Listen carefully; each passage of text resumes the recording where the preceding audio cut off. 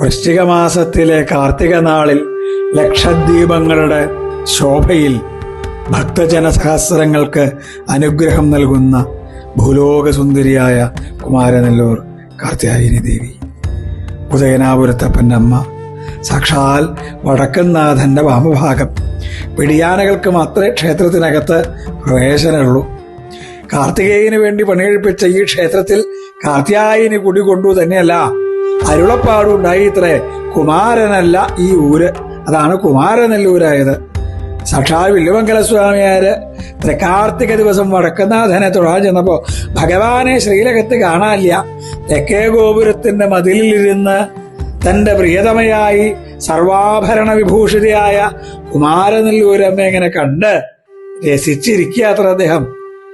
ഈ ദീപപ്രഭയിൽ മുങ്ങി നിൽക്കുന്ന അമ്മയെ തൃക്കാർത്തിക നാളിൽ ദർശിക്കുന്നവരുടെ സർവാഗ്രഹങ്ങളും സാധിക്കും. കുമാരനെല്ലൂർ ഭഗവതിയുടെ പാദങ്ങളിൽ അനന്തകോടി പ്രണാമം. കൃഷ്ണ ഗുരുവായൂരപ്പ.